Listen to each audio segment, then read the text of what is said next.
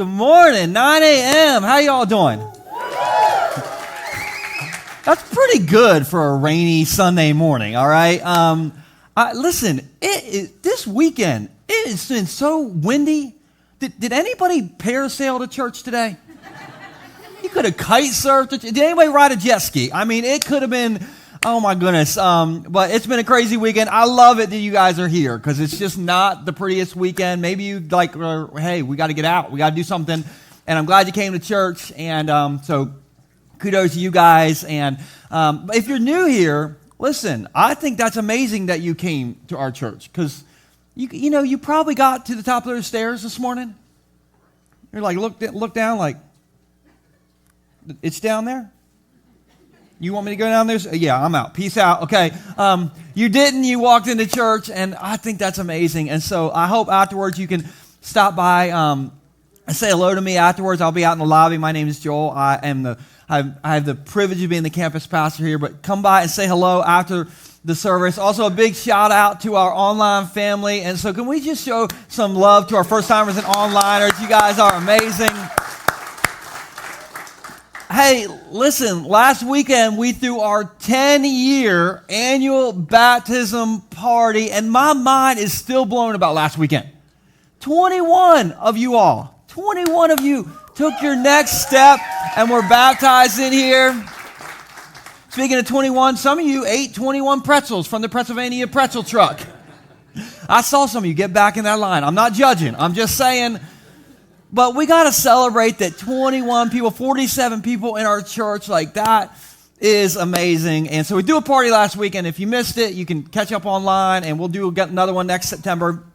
But the party's not over because we're still in this series called Where's the Party? And last weekend was our baptism party, and today is going to be our communion party. Now, some of you are like, oh, it's a communion party. That must mean there's real wine up in this church. I like this church. I'll tell you this every time. We are a juice church.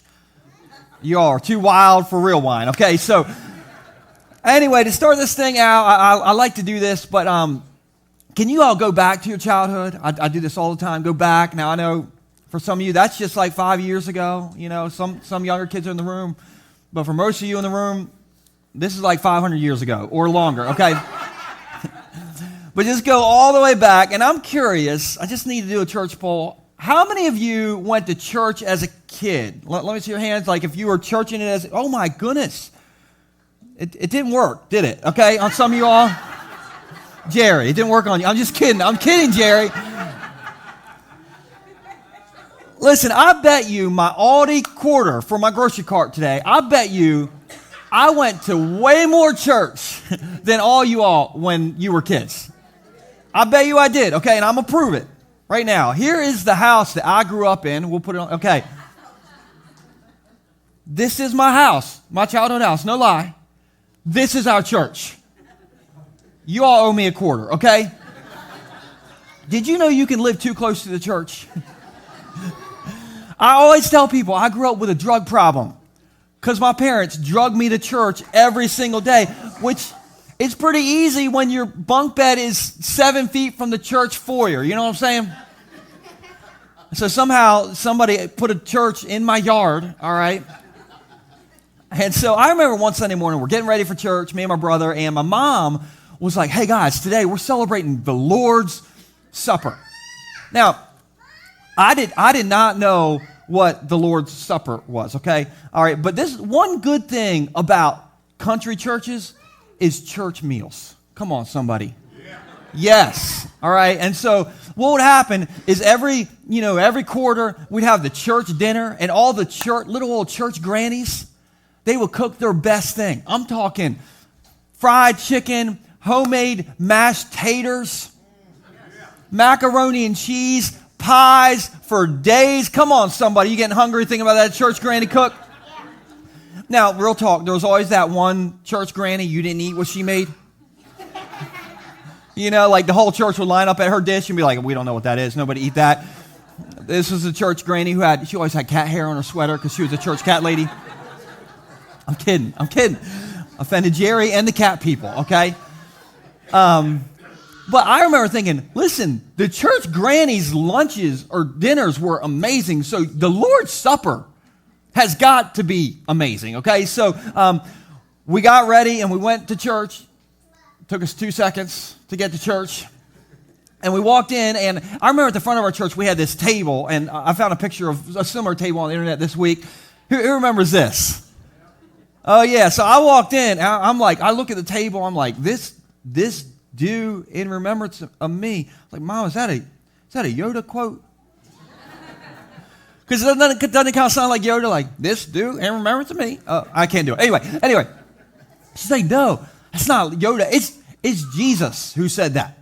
And she was like, honey, that table is, that's where the Lord's Supper is. It's all on the table. And she said, today you're going to get a little cracker and a little sip of juice for the Lord's Supper. I'm like, that's it? That can't be the Lord's Supper. Was Jesus skinny?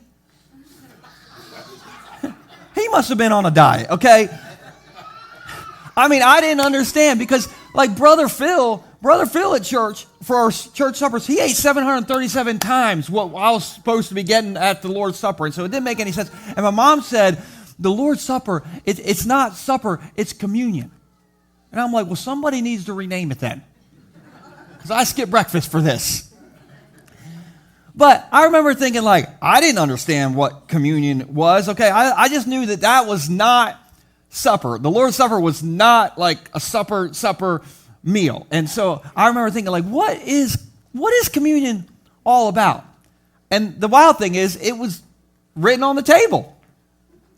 This do in remembrance of me. Which I didn't know that Jesus said that. I thought Yoda said it. But Jesus invented communion so that we could celebrate it by remembering him. Now, when we think about Jesus, we got a lot to celebrate, don't we, people? Amen.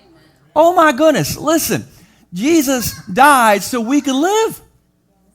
And when he paid for our sin, he didn't just pay for some, he paid it all. And he walked out of that grave alive 3 days later to prove our forgiveness. And because he lives, we can face tomorrow. Come on, like you and me, and we all have something good to celebrate when we remember Jesus. Isn't that true? And so Jesus said, when you take it, you got to remember me. And so today, to set up communion, I want to remember my favorite miracle that Jesus ever did. Okay, and my favorite miracle that Jesus ever did was his most famous miracle of all time, and it's my favorite because it involves food, and not just like a little snack kind of food. We're talking Jesus fed thousands of people. And if Jesus was feeding me, I would personally order, maybe steak and lobster, surf and turf. Come on, somebody. Come on. All right, but apparently this was like these people were on a Mediterranean diet. They got fish and chips instead, okay? But for this miracle, the setup is this. Jesus and his boys, they have been working hard. They have been healing people. They have been, preaching. They have been working. And so they decided they needed a little weekend getaway at the lake house. So they went to the Sea of Galilee, and they were going to do some water skiing. By the way, when Jesus water skis, he doesn't use skis. I couldn't help it. Sorry, church joke. Anyway, so they go to the Sea of Galilee. They're supposed to be like getting away from everybody, and so they're just kind of hanging out the Sea of Galilee and at their lake house. And the Ring doorbell rings, and Peter looks at his iPhone. And by the way, has your doorbell ever rung and you ignored it because you didn't want to talk to the people who were at the door? Come on, who's done this before? Yeah, a lot of you are lying right now, okay. But the doorbell rings, like ding, ding, ding. Peter looks at his iPhone, and there's thousands of people on there. And so they're all 12 disciples are in the house with Jesus, and Peter's like, shh. And Jesus is like, well, why? Like, who's out there? And Peter's like, everybody is out there. There's thousands of people out there. And so Jesus is like, well, we got to go talk to him. Jesus opens the door and he's like, hey, how y'all doing? And the disciples are like, great. There goes the weekend. There goes water skiing. It's all over. Jesus has to heal all these people. Okay. And Jesus gave up his vacation to spend his time with thousands of people because it says he had compassion on them. And so that's kind of where we pick up Jesus' most famous miracle of all time. And it's in Luke chapter 9, starting in verse 12. Late in the afternoon, the 12 disciples came to him and said, Jesus, send the crowds away. Like we wanted you to not even open the door, but you had to answer the ring doorbell. Would you send these people away to the nearby villages and farms so that they can find food and lodging for the night? There's nothing to what? There's nothing to eat in this remote place. Now, question. Did the disciples sound hangry to you? They sound hangry to me. And don't miss this. Thousands of people in this story, they forgot to eat because it's late. And the only people bringing up food, who's the only people bringing up food? The disciples. Now, there's a few things that you'll never hear me say. Like, you'll never hear me say, guys, this week we bought a kitten. You're never going to hear me say that, okay? You're never going to hear me say, woo, I love traffic. Oh, man, yeah. New Jersey, just get in front of me and stop accelerating for no reason at all. I love it. Come on, who's never saying that? You never saying that? Never going to say that. Here's one thing you're definitely never going to hear me say. I forgot to eat lunch. Listen, I may forget to floss. I may forget to take my multivitamin. I forgot my kids off the bus, but I am never going to forget to eat lunch. Okay, like last weekend for Baptism Party Sunday. Would you agree that I was probably pretty busy during the day? Yeah, I was pretty busy. But at 11:45, my internal lunch alarm went off, and I stopped everything I was doing. I went and got in the pretzel line twice. And listen, thankfully, I wasn't doing a baptism at that time because if you were under, I would have just left you under and gone to the pretzel truck. I do not forget to eat lunch. Now, sometimes I skip meals. Like, for instance, on Tuesday, I'm going to all-you-can-eat crabs. Woo! And listen, I'm going to put that place out of business. So I'm going to skip my lunch for all-you-can-eat crabs. Now, by the way, hush puppies. Whoever thought, hey, we should fry some bread, and then let's just cover it in sugar afterwards. That person deserves a statue, okay?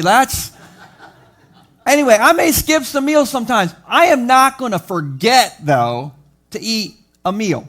And in this story, thousands of people were so fascinated with Jesus that they forgot to eat. And they were fascinated with Jesus because they had never seen someone love people like Jesus loved people.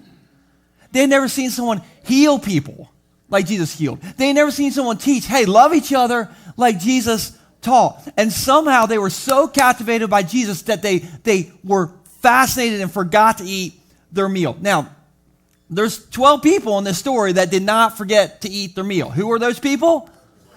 The disciples. Somehow, the people who were closest to Jesus were so used to him that they lost their fascination with him. Did you know it's possible to be so used to Jesus that we lose our fascination with him? Did you know that? Which is why at our church, we are all about celebration.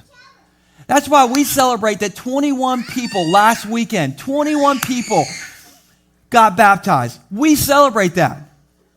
All right, I'm going to say this again because we're kind of like 21 people got baptized last weekend. We celebrate that. That is amazing. That is not normal. And not only that, this year, I was looking up this week because I track all this stuff. 101 people in this room have said yes to Jesus. This year, in 2023, 101 people. And in December, and you guys know this, we closed on our land for Go Above Ground. We bought 4 acres of land, 2 miles that way. So far this year, we have paid off over half that land. Oh my goodness. That is just worth celebrating. By the way, next weekend, I'm going to give you an announcement about Go Above Ground. It's good, guys. Don't miss next weekend. Okay, anyway. But we always want to celebrate at our church. And I'm just telling you, I never want us to get so used to Jesus that we lose our fascination with him. But you can get so used to him that you lose your fascination with him. But here's the thing. I bet you, if you're a Jesus follower, he's done some fascinating things in your life, hasn't he? Hasn't he? And so remember those things when you take communion, because he has done fascinating things. But the disciples, okay, they lost their fascination, but they did not lose their appetite. And so they're like, Jesus, food, we need it. And so here's what happens in the next verse. But Jesus said to them, okay, you feed them. It's called a Jesus burn right here. Jesus is like, hey, listen, you all didn't even want me to answer the doorbell, Peter. And then you all thought I was all boring. You weren't even listening to me anymore. But now you're asking for food. So why don't you all bust out your Blackstone grill? Why don't you feed them yourself? And they're like, you want us to feed them? And so they're like, but we have only 5 loaves of bread and 2 fish, they answered.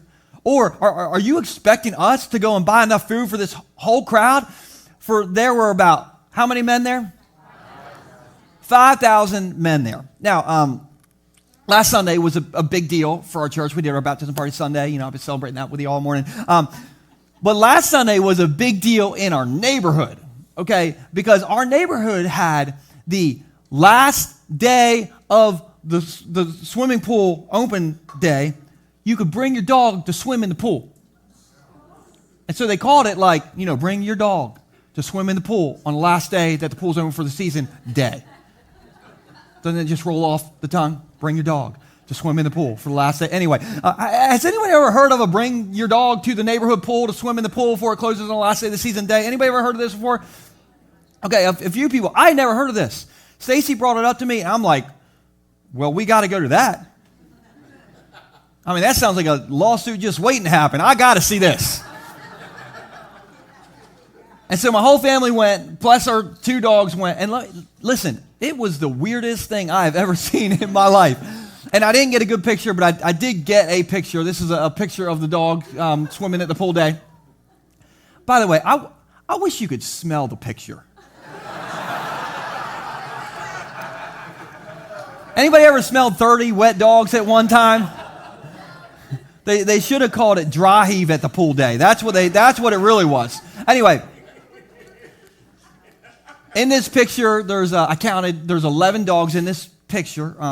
My dog is with my smoking hot wife over here, so this is little Charlie right here. We had 2 dogs. I don't know where the other dog is, to be honest, in the picture. But we went, and it was wild. There was like 30 dogs there total, and there was no rules. No leashes, no rules. These dog owners just let their dog do whatever they want. And can you imagine what was going on there? Dogs were peeing and pooping, doing stuff that I can't talk about. We're in church, okay? But I'm at the pool and I'm thinking, I don't know how I'll ever get back in this pool next season or ever. But there were like 30 dogs there. And if I just said, hey, there's 11 dogs in this picture, would that have counted all the crazy dog parents and all the other dogs that were not in the picture? Would that have counted them? No. Okay. The same thing is going on in the story that we're reading with Jesus doing the miracle. Luke says there's 5,000 men there. But there's also like women and children that Luke didn't count. And most people think there's around 15,000 people at this event. Now, question, why not count the other 10,000? That's a lot of people, right? And here's why. In that society, women and children didn't really count. And I just think 2,000 years later, we still got a long way to go with that, don't we? We got a long way to go with that. And so I just thought I'd take a little pause break and just say, women, you count. You are valuable. We wouldn't have gotten here to church on time if it wasn't for you. We wouldn't be here if it wasn't for you. So women, come on, can we give these women a hand? You all count. Kids, you count. I know some of you are in here, some of you are back in Bay Shore kids, but kids count so much. I'm telling you, nobody showed value to women and children like Jesus. Jesus was the one who said, hey, men, husbands, let's love our wives like I love the church. That was brand new stuff. Jesus was the one who said, hey, yeah, kids, let the kids come to me. And so in a society that didn't even count women and children, Jesus always showed women and children value. And that is important. And just a spoiler in this story, because we don't see it in this version, I think it's in John's version, like the fish and chips for the miracle came from a little boy. Now, you might be like, well, why'd you give me the spoiler? I was going to go home and read the story. Well, it's been out for 2,000 years. You had time, okay? Anyway. But Jesus, for his most famous miracle of all time, he used someone that society didn't count for the miracle. And if you're in this room right now, or if you're watching online right now and you're thinking, hey, I don't count because society has told you don't count. Maybe religious society has told you don't count. I don't know who said you don't count, but they can't count because Jesus said you counted. As a pattern, Jesus always chose people who society didn't count for his biggest and best miracles, okay? So if you feel like you don't count right now, I just want you to walk out knowing you count. You matter. You are valuable to Jesus. So in this story, Jesus is like, hey, no one's counting this kid, so we're going to pick him for the miracle. And so here's what happens next. In verse 14, it says, Jesus replied to about 15,000 people, tell them to sit down in groups of about 50 each. And so the people all sat down. Now, I think this is the actual miracle in the story. Can you imagine getting 15,000 people to sit in groups of 50? Can you imagine? Okay, we're going to count off. Okay, we're going to start with you, Frank. Me? Don't start with me. I don't want to be first. Okay, no, but you go. Okay, okay, fine, I'll go. Are we counting in evens or odds? Just numbers. 1. I don't want to be in Frank's group. I want to be in their group. I don't want. You got it. Fine. 2. What are we doing? Is there a liability waiver? How do we do this? No, just 3. 8? No, you're not 8. What number were we on? Just start again with Frank. Okay, what? I'm doing it again? Can you imagine this? Getting 15,000 people in groups of 50? That's the actual miracle. Anyway, that's kind of how I read stories. But what I can't miss in this situation is that they had to be in the sitting position to receive good things from Jesus. Do you see that? They had to be in the sitting position to receive good things from Jesus. Did you know you can position yourself to receive good things from Jesus in your life? Did you know that? And guess what? You're doing it right now. You're in church. Come on, give me a high five. You made it to church during the tropical, whatever this situation is. And I'm telling you, when you show up in church every Sunday or whenever you come, you are inviting Jesus to change your life. And when you sing in church or attempt to sing in church, you are inviting Jesus into your life. And I'm telling you, Jesus, when you invite him to change your life, when you position yourself in church and you sing and you read your Bible, you are positioning yourself for Jesus to do something in your life. And Jesus, he makes your life better and he makes us better at life. I'm telling you, I joke like I had a drug problem growing up because my parents drugged me to church all the time. I am so thankful they did. Oh my goodness, because church my whole life has taught me, hopefully, to be a better husband, to be a better dad, hopefully to be a better boss, to be a better leader to you guys, to be better with money, to be less angry on Route 1.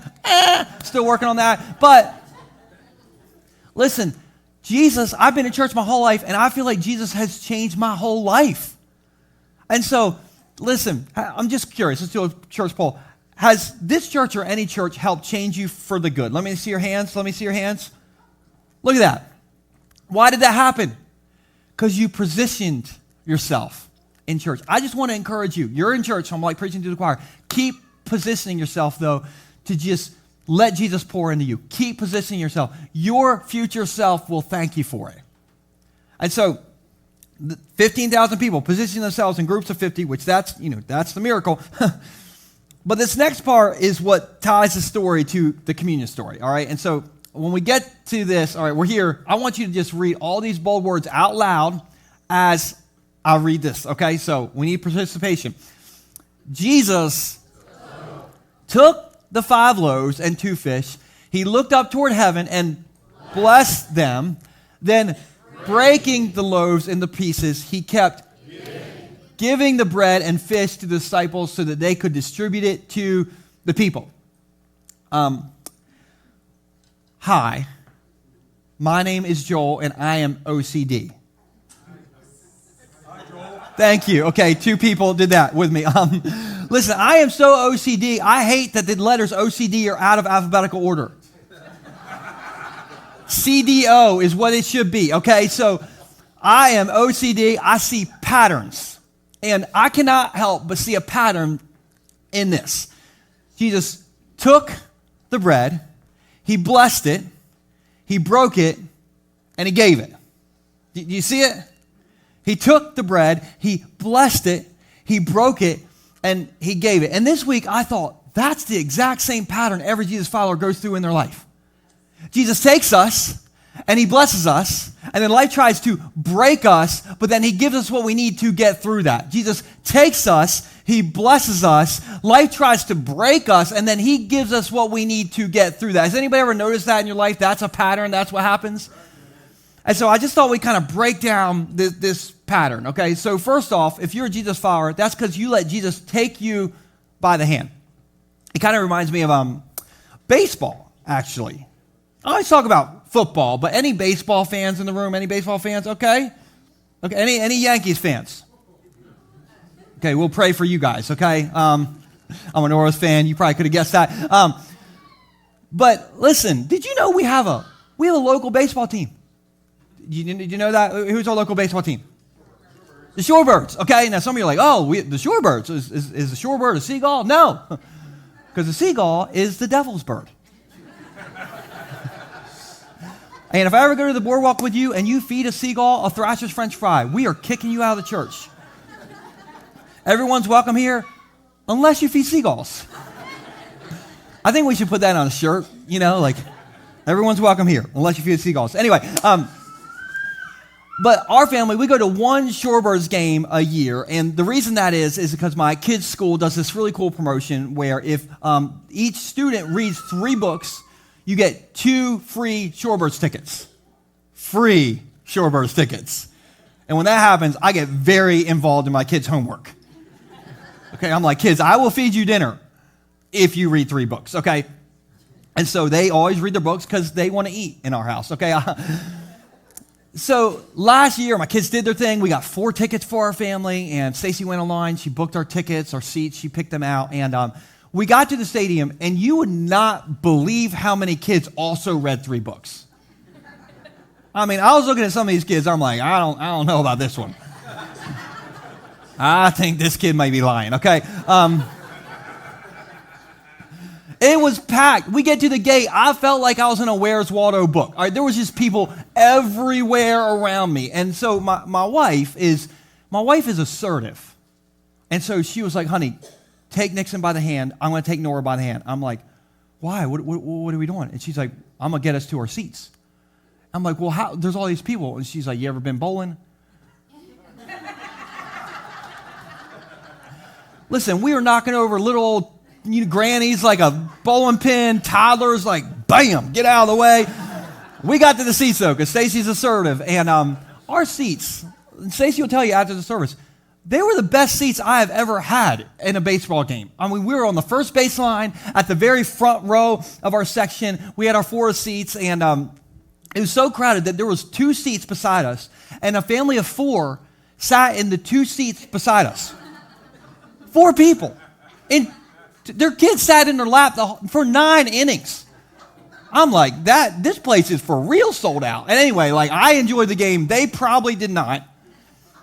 But the game was awesome, and afterwards we're sitting in the car, and Stacy's on her phone, like she's researching something, and she's like, huh? I'm like, huh? What, huh? And she's like, we were sitting in the wrong seats for the game. I was like, oh, that's why those 4 people were sitting in those 2 seats. We were in their seats, okay? Which, if that's you, if you're here today, I am so sorry. It was my wife's fault, okay? She did it. No, that really happened, okay? But my point of that story is, like, we had to take our kids by their hands to get them to the best seats I've ever sat in. And so we just took them by the hand, which these seats weren't ours in the first place, apparently. But when you let Jesus take you by the hand, I believe he helps you experience the best in life. When you let him take you by the hand and lead you, you get to experience the best in life. And you might be like, well, I don't think that's in the Bible. Really? Really? Because Jesus is the one who said, hey, I came to give you life and to give it what? More abundantly. And so when we let him take us by the hand, he leads us to blessing, because that's the pattern. He takes us and he blesses us. Now, last Monday, I was at our Millsboro campus. We were in meetings, and our executive pastor, Jeremy, walked into the meeting, and he gave me this weird look. You know, I don't know if anybody's ever given you a weird look, but he's like, I'm like, what? If I smell like wet dog, I can explain, okay? It was... He said, no. He said, I parked beside you in the parking lot, and, well, here's a picture of your tire right now. And he showed me this picture. Now, I was in church when he showed me this, like literally in church. And so I'm 99% sure I didn't say a cuss word. I'm 100% sure I thought one, okay? Because I'm like, dang it. And I got home later, okay, and $313 later, I got home for the night, and Stacy was like, hey, how was your day? I was like, let me tell you about my day. I got 313 reasons this day was terrible. And I started complaining faster than a rap song, you know what I'm saying? You ever done this before? And my wife is so kind. She let me go through the whole thing, and I'm like losing my mind. And after I went through it, and she was like, well, did we have money to replace the tire? I was like, well, yeah, in our emergency fund. And she's like, well, shouldn't you be thanking Jesus that we had an emergency fund and we were so blessed? I'm like, why you got to bring Jesus into it? Every time you got to do this to me. Am I the only one who gets mad about the very things that should remind us how blessed we are? I mean, is it just me? And who else does this? Get mad about the very thing that should remind you how blessed you are? If you're not raising your hand, Butch, can you put a nail in these people's tires? We'll see how mad they get out in the parking lot, okay? But listen, we are so blessed. And if gas prices go up, which they will, you're blessed that you even got a car. If you got a bum knee, good news. You got two knees. If you lose your job, you are now freed up to find your dream job that pays even more. Come on, somebody. If you're able to walk down 23 stairs today, you're blessed. If you have eyes to see today, you're blessed. If you have ears to hear today, you're blessed. If you're a Washington Commanders fan, you've won 2 games. That's more than you've won in the last 2 decades combined. You are blessed. You're blessed. You're blessed. Butch, you're blessed. You're blessed. You're blessed. We are so blessed. And I don't know what situation's going on in your life that's making you think, I just wish I could get out of this. I just know there are millions of people that would look at your exact same situation and say, I wish I could get into that. We're blessed. We're blessed. We're blessed. And we got to remember that, because the next part is the not fun part. Because life tries to break us. Because Jesus took us. He blessed us, and life tries to break us. Has that life ever tried to break anybody in the room? Come on, who knows about it? Yeah. Listen, abuse will try to break you. Addiction will try to break you. Depression will try to break you. Believe me, I know that one. I've been there 2011 and 2013. I know about depression. Divorce will try to break you. Disease will try to break you. Other people will try to break you. A miscarriage will try to break you. Money problems will try to break you. And some of you are broken. You're broken right now. And if that's you, I'm sorry. I hate that for you. But what I do love to look at, I'm so thankful that even though Jesus was broken on a cross, 3 days later, he walked out of there to prove to us that that's not the end of the story. It's not the end of your story. And so if you feel broken right now, okay, I just want you to know that in this story, the multiplication and the miracle didn't happen until the brokenness happened.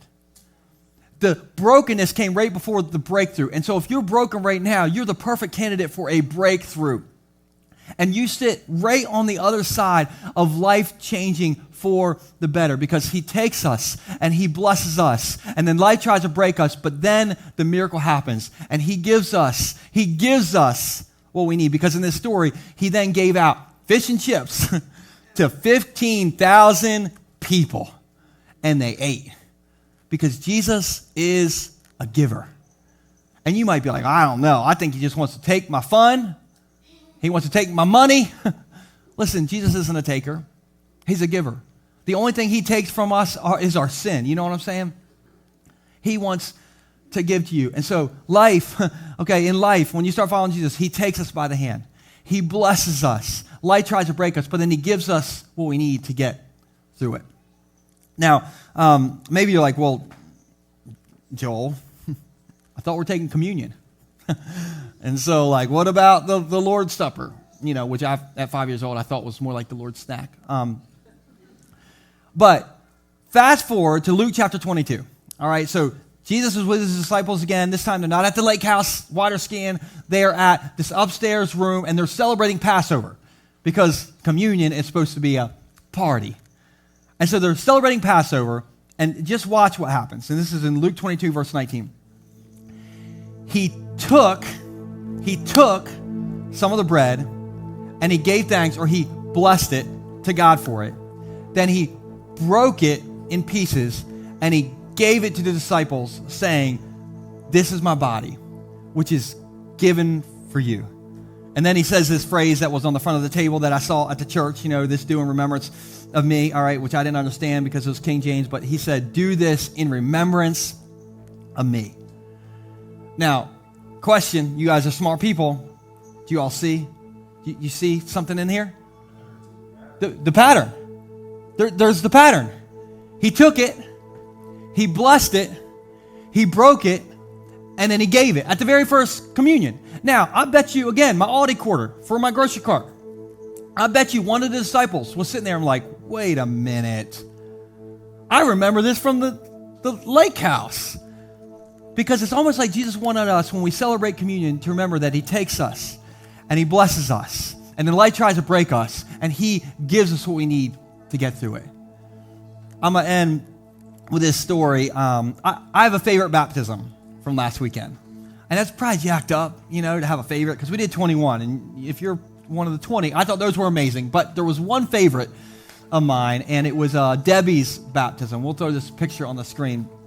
This is Debbie. And I love her smile on this picture. You maybe haven't seen Debbie walking around our church very much. Debbie she volunteers as our Facebook Live moderator. And so what that means is Nate has put her in our back closet over here by the dehumidifier. That is true. Debbie is sitting on the dehumidifier, people. So I hope you gave $1 million for Go Above Ground, because Debbie's sitting on the dehumidifier. But Debbie's story inspires me, because Jesus took Debbie by the hand 10 years ago when her friend took her to church, and she said, for the next 5 years, I experienced Jesus' love like I have never experienced love in my life. So Jesus took her by the hand, and he blessed her. But the last 5 years, life has tried to break Debbie. Debbie, she lost her marriage for a legit reason 5 years ago. And so she got divorced 5 years ago. And then her mom died right after she got divorced.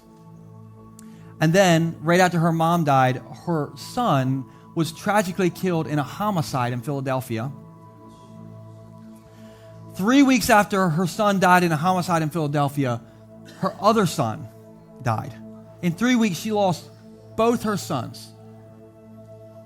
But somehow, God gave her the strength to get through those things. And she signed up to be baptized last year, which is a miracle to me. But last year, she signed up, but she didn't get to come to it because her dad died right before baptism party Sunday, and she had to be at his funeral. And so in those years, she lost her marriage, her sons, she lost her parents. It's just tragedy after tragedy. And I look at this picture from last Sunday, and I'm like, how? How are you, why did you even sign up why are you smiling? And she answered that in her baptism story, her application she filled out, she wrote this, and we'll put it on the screen. She said, I clung to every possible blessing every day. Every whisper from God I heard. Every tear he saved. Every step he took with me. And every moment I felt God was with me in so many ways that I surely would not be where I am today without his love, guidance, courage, protection, and strength. Wow. I read that last week and I'm like, that's amazing. And that's why Debbie's baptism is my favorite baptism. If we can go back to her picture, what she just wrote is why she is smiling right here. Because God took her by the hand and he blessed her. And life tried to break her, but God gave her what she needed to get through it. And so we're about to take communion, and when we do, I want you to remember Jesus. I want you to remember he's given you what you need to get through whatever is trying to break you right now. He has given you whatever you need. Somebody needs to hear that today. Somebody needs to feel that today. Somebody needs to celebrate that today. He takes us and he blesses us. And life tries to break us, but he gives us what we need to get through it. He took me when I was a young kid, and then he blessed me as I followed Jesus when he forgave me. Life tried to break me when I was depressed, but he gave me what I needed to get through it. He takes us, he blesses us. Life tries to break us, and he gives us what we need. Aren't you thankful for that? Aren't you thankful he gives us what we need? I'm so thankful for that. And so we're going to take communion, and you should have gotten this when you came in. And I want you to get the bread, the wafer part. It's very difficult. If you didn't get communion, Amy will get you it if you just raise your hand. But there is a film layer on top that you're going to take off first. If you peel off and you see juice, you peeled the wrong layer. But you're going to take the wafer, the bread, and if you could just hold it up when you have it. This represents Jesus' body, that he was here. He wasn't away somewhere in heaven. He was here. And his body was broken for us so that we could eventually be with him in heaven. And so when you take this bread, just remember that. You guys can go ahead and take the bread.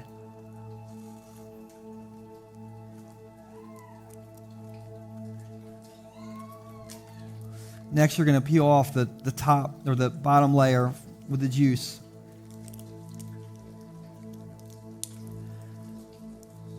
And the juice is so powerful because it represents that Jesus gave up his life. He bled for us so that we could be forgiven, so that we could spend forever with him. That's his blessing that he gives us when we let him take us by the hand. And so we can just hold up the juice. Jesus, we're so thankful that your blood was shed so that we could have life. You died so that we could live. And God, we just remember that. And we don't take that for granted, but we celebrate that we are alive because you gave your life for us. You can take the juice.